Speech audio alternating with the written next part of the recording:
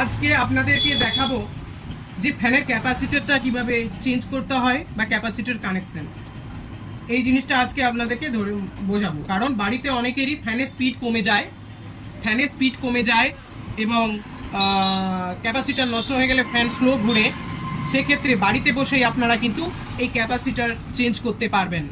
ক্যাপাসিটরের দুটো যে পয়েন্ট থাকে এর কিন্তু কোনো প্লাস মাইনাস হয় না, যে কোনো পয়েন্ট লাগালেই হবে। কিন্তু কয়েলের যে তারগুলো থাকে বিভিন্ন ফ্যানের বিভিন্ন হয়। সাধারণত সিলিং ফ্যানে 3টে কিংবা 4টে তার বেরোয়, লুপ বেরোয়। 3টে বা 4টে থাকলে কিভাবে আমরা ক্যাপাসিটর লাগাবো আর 3টে থাকলে কিভাবে ক্যাপাসিটর লাগাবো সেটা আজকে ভিডিওতে আমরা আপনাদেরকে জানাচ্ছি।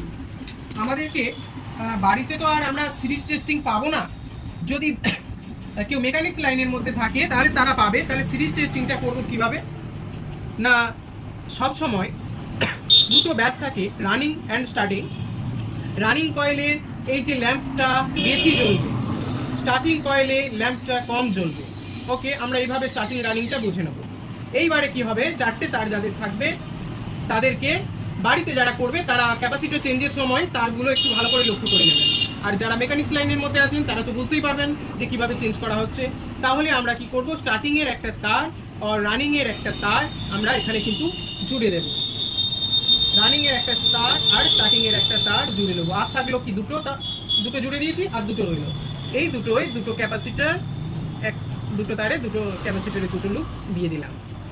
এইবারে আমরা সিরিজ টেস্টিং করে নেবো মেকানিক্স ভাইদের জন্য।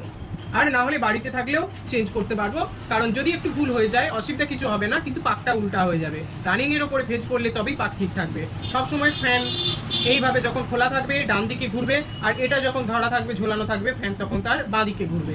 এটা সবসময় আপনাদেরকে লক্ষ্য করতে হবে। তাহলে আমরা এইভাবে ক্যাপাসিটর কিন্তু কানেকশন করে দিলাম। ক্যাপাসিটর কানেকশন করে দেওয়ার পরে দেখতে পাচ্ছি, আমরা একবার ঘুরিয়ে দেখে নেব। দেখুন,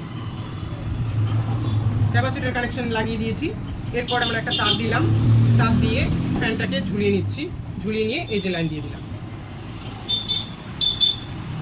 ফ্যান কিন্তু সুন্দর ঘুরছে, ঠিক দিকে ঘুরছে। ওকে, এবারে আমরা যেটা নেক্সট দেখাবো সেটা হচ্ছে, অনেক ফ্যানের 3টে লুপ থাকে। তখন আপনারা বলবেন কিভাবে কি লাগাবো। 3টে লুপ মানে আপনাদেরকে যারা বাড়িতে বসে চেঞ্জ করবেন তারা জানবেন, বিশেষ করে রেড কালার যেটা থাকে সেই রেড কালারটাকে কমন কালার করা হয়, বেশিরভাগ ফ্যানেতেই দেখা যায়। আর দুটো থাকে ক্যাপাসিটর লাইন। অর্থাৎ বলে আরেকটা জিনিস, 3টে তার যখন থাকবে, যে মেকানিক্স ভাইরা রয়েছে তারা দেখবে যে দুটো তারের মধ্যে সব দিকে ল্যাম্প কম চলবে, অর্থাৎ রেজিস্ট্যান্স বেশি হবে, সেই দুটোতে আমরা ক্যাপাসিটর দেবো। তাহলে কিভাবে করব, আমরা বলেছি যে একটি তার বিশেষ করে রেড কালারটাকে কমন করা হয়। তারপরে যে দুটো তার রয়েছে, দুটো তার দুটো ক্যাপাসিটরের পয়েন্টে লাগিয়ে দিলাম। লাগানোর পরে কি করব, আমরা মেকানিক্স ভাইরা সিরিজ দিয়ে টেস্টিং করতে পারবে। আর যারা বাড়িতে বসে করবে তাদেরকে প্রথমেই বলেছি তেনারা যেন তারগুলো খোলার সময়, ক্যাপাসিটরের তারগুলো খোলার সময় একটু লক্ষ্য করে খেয়াল করে খুলতে হবে। এই যে দেখে নিচ্ছি যে সব ঠিকঠাক আছে। ক্যাপাসিটিটা একটু ড্যামেজ থাকার জন্য এটা ঘুরছে না। ক্যাপাসিটিটা যদি আমরা চেঞ্জ করে দিই ফ্যানটা কিন্তু অলরেডি ঘুরবে। দেখো, ক্যাপাসিটার প্রবলেম ছিল বলে ফ্যানটা ঘুরেনি, তাই ক্যাপাসিটারটা কিন্তু আমি এটা থেকে এখন আপাতত লাগিয়ে এটা আমি চেঞ্জ করে দিচ্ছি। দেখবেন এই ফ্যানটাও সেভাবে মুভিং হবে, ঘুরতে থাকবে। ওকে, দেখুন এভাবে লাগিয়ে দিলাম। কমন তারে একটা লাইন ফেজ হবে, আরেকটা এখানে হবে। তারপরে আমরা ফ্যানটাকে একটু হ্যাঙ্গিং করে নেবো। হ্যাঙ্গিং করে নিয়ে চালাবো, দেখবেন ফ্যান ঘুরছে। ওকে, সুন্দর স্পিডে ঘুরছে।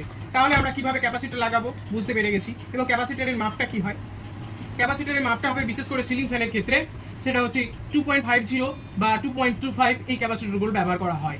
পুরনো যেটা থাকবে বাড়িতে বসে যারা চেঞ্জ করবেন, পুরনোটাকে খুলে নিয়ে গিয়ে কোনো দোকানে দেখালেই তারা নতুন দিয়ে দেবে। সেটা নিয়ে এসে আমরা বাড়িতে কিন্তু এভাবে লাগিয়ে ফ্যানের স্পিড বাড়িয়ে নিতে পারবো।